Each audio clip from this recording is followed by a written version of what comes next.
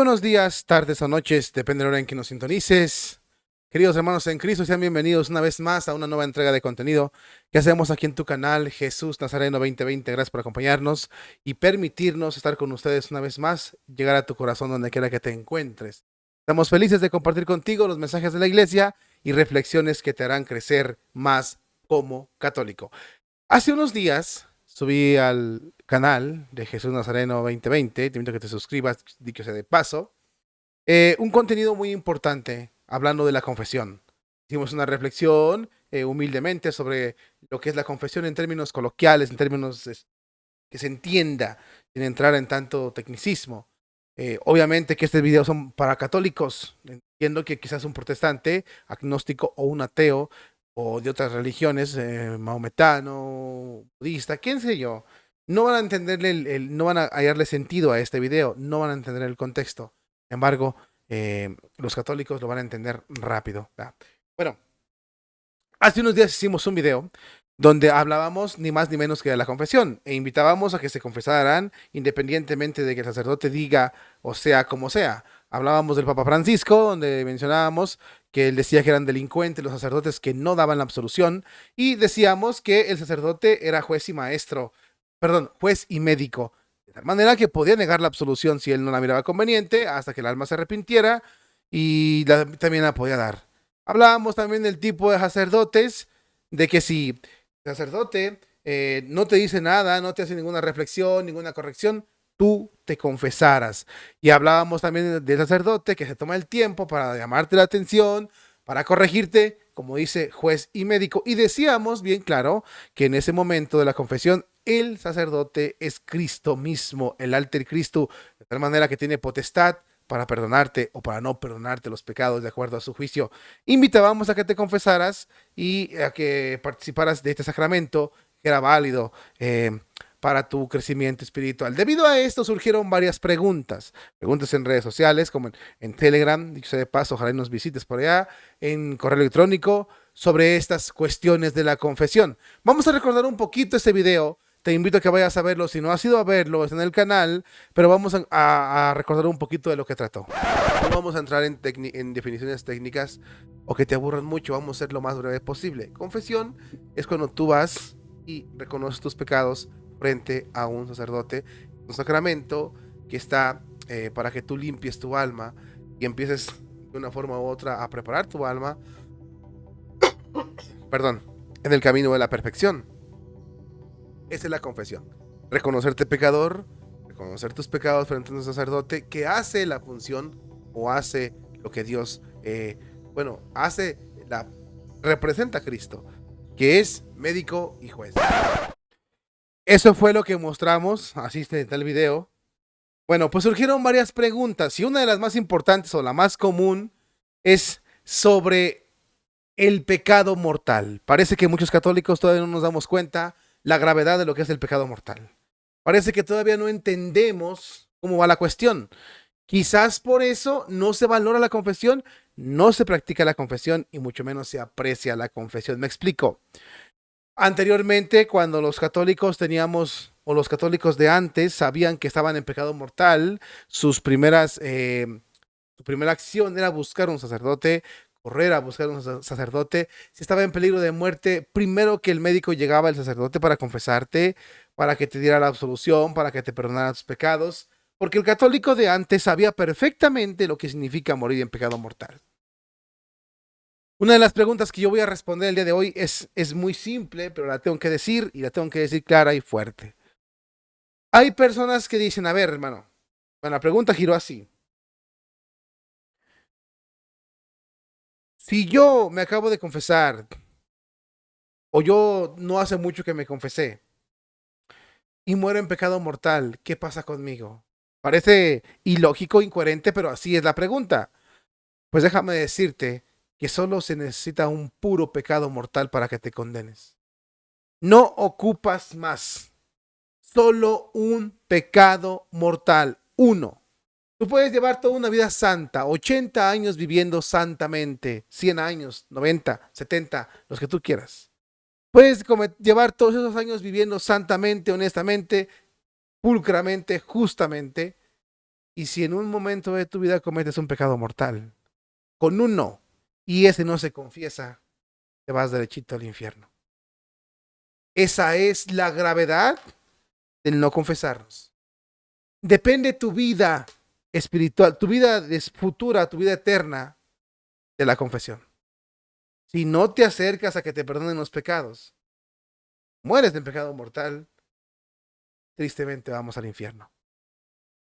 Es la pregunta, porque muchas personas dicen, no, es que nada, hermano. Si tú no te confiesas antes de morir y mueres de pecado mortal,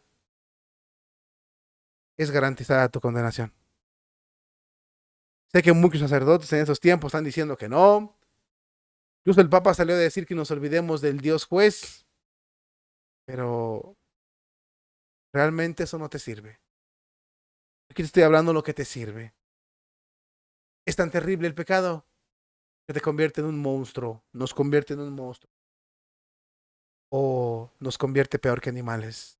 Padre Carlos, hay una definición y una explicación muy buena del pecado. Te la voy a mostrar a continuación. Es imposible enamorarse de Dios, abrazar el bien, si no excluimos totalmente el mal. Ojo. Cuanto más arrepentidos estemos del pecado, cuanto más firmes estemos en rechazar el pecado, mucho más fácil será amar a Dios con todo el corazón. Será posible solamente si hay un rechazo total, tomando conciencia de la gravedad de este pecado. Dice, ¿cuál es la composición? Imagínate que has pecado y que quedas desterrado como brutos animales salvajes. ¿Escuchó? Y uno dice, ¿no es un poco exagerado que nos consideremos como brutos animales salvajes? Y no por muchas razones. Voy a dar dos. La primera razón es que los animales no pecan. Ellos se mueven por instinto, ellos no contradicen la voluntad de Dios. En cambio, el ser humano es mucho más elevado que los animales irracionales porque tiene un alma espiritual, es racional el hombre, entonces es más elevado, pero el peligro está que si usa de su libertad mal, se pone por debajo de los animales que no pecan, el hombre sí, y al pecar está por debajo del animal. En ese sentido, sí, el hombre es peor que un animal, incluso cuando peca, se vuelve un monstruo. Y la otra razón es que salen las Sagradas Escrituras mostrando esto. Les recuerdo que este tema del pecado hay que llegar a ahondar y despreciar el pecado. Para eso lo pone San Ignacio, que uno medite de tal manera que no quiera pecar nunca más, que lo aborrezca, que luche por la vida de la gracia, que no quiera el pecado. Voy a leer entonces el pasaje. Nabucodonosor, rey de Babilonia, creía que todo el esplendor de esta ciudad se debía a sus fuerzas musculares y no quería atribuirle a Dios nada. Todo se lo atribuye a él, incluso él creía que era Dios. Y entonces dice el texto, voy a leer entonces Daniel capítulo 4, versículo 25 en adelante. Daniel capítulo 4, versículo 25, para quien lo quiera buscar en la Biblia, ahí está. Daniel capítulo 4, versículo 25 en adelante. Todo esto tuvo cumplimiento en Nabucodonosor rey. Al cabo de 12 meses, mientras se paseaba en su palacio de Babilonia, se puso a hablar y dijo: ¿no es esta Babilonia la grande que yo por el poder de mi fuerza y la gloria de mi magnificencia he edificado para residencia real? Se estaba envaneciendo, llenándose de soberbia y excluyendo a Dios que le haya facilitado los medios. Todavía estaba la palabra en su boca cuando bajó del cielo una voz que dijo: Sabe, oh rey Nabucodonosor, que te va a ser quitado el reino. Una voz misteriosa. Te arrojarán de en medio de los hombres. Morarás con las bestias del campo y te darán a comer hierba como a los bueyes. y pasarán sobre ti 7 tiempos, 7 años serían, 7 tiempos hasta que sepas que el Altísimo es dueño del reino de los hombres, es Dios el dueño de las cosas, y se lo da a quien le place. Al momento se cumplió en Nabucodonosor la palabra, fue arrojado de en medio de los hombres y comió hierba, como los bueyes, y su cuerpo se empapó del rocío del cielo, hasta que llegaron a crecerle los cabellos como plumas de águila, sin peinarse, todo enredado, y las uñas como las de las aves de rapiña.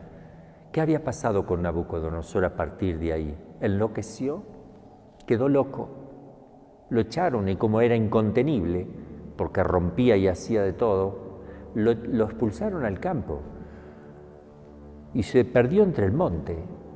Y pasaron 7 años y empezó a vivir como una bestia. Esto es símbolo, esto es para la corrección de él, porque él se va a convertir. 7 años donde quedó sin el gobierno de su reinado. Y continúa el texto. Al cabo del tiempo señalado, terminados los 7 años, ahora escribe Nabucodonosor aquí, esto es de él, está textualmente puesto y por tanto es palabra de Dios, pero está puesto por Nabucodonosor. Al cabo del tiempo señalado, yo, Nabucodonosor, alcé mis ojos al cielo y recobré la razón. Estaba loco y volvió a estar bien. Yo bendigo ahora al Altísimo. ¿Cómo cambia tu actitud? Yo bendigo ahora al Altísimo, alabo y glorifico al que domina con eterno dominio y cuyo reino perdura de generación en generación. A sus ojos todos los habitantes de la tierra son nada, y con el ejército de los cielos y con los habitantes de la tierra hace según su voluntad, sin que nadie pueda resistir a su mano y decirle, ¿qué es lo que haces? Recobré entonces la razón, y me fueron devueltos la gloria de mi reino, mi magnificencia y mi grandeza, y me llamaron mis consejeros y mis grandes, y fui restablecido en mi reino, y todavía se acrecentó mi poderío. Pero ahora yo, Nabucodonosor, exalzo y glorifico al Rey del cielo, no a mí mismo, a los que andan en soberbia. Si no entendemos la gravedad de un pecado, jamás entenderemos la misericordia de Dios. Porque la misericordia de Dios es que Él te ha aceptado sin verdadera misericordia. Pero no vas a entenderla si no entiendas la gravedad y las consecuencias de un pecado mortal. Son palabras terribles del Padre Carlos. Espero haber contestado la pregunta como debe de ser. La confesión, para que se entienda, es la tablita quizás de salvación en el mar, para que no te ahogues. Es terrible el pecado mortal. Cuando dice el Padre Carlos que te reduce a una condición peor que los cerdos, peor que las bestias, no está jugando. Hace menciones San Ignacio de Loyola. Es terrible. Creo que por aquí debemos empezar a restaurar la iglesia. Conocer realmente las consecuencias de un pecado. Dice el Padre Carlos, si tú no conoces realmente las consecuencias del pecado, nunca podrás amar a Dios. Caray, aquí se pone la cosa interesante. Si eres una bestia o peor que una bestia cuando pecas, cualquier pecado, de la índole que sea, y no reconoces la gravedad que el daño que haces con el pecado o que te haces a ti mismo y que haces a otras personas, nunca vas a conocer a Dios. Nunca vas a conocer la misericordia. Nunca vas a valorar la gracia de Dios. Y si lo aplicamos a la vida real, creo que por eso estamos como estamos en la iglesia y en el mundo entero. Ahora se entiende que cuando te dicen que es consecuencia de tus pecados todo lo que pasa en el mundo, pues muchos no queremos aceptarlo, pero es la verdad. Ojalá haya quedado clara esta respuesta, hermanos, y sobre todo ojalá te motives a despreciar el pecado, a aborrecer el mal, a buscar siempre el bien, a estar atentos y preparados para que no vuelva a pasar en tu vida. Y si pasa, por desgracia, corre rápido, confiésate y trata de cambiar y mantenerte en la virtud. Solamente así podrás ser perfecto como nuestro Padre es perfecto. Hasta pronto. Bendiciones.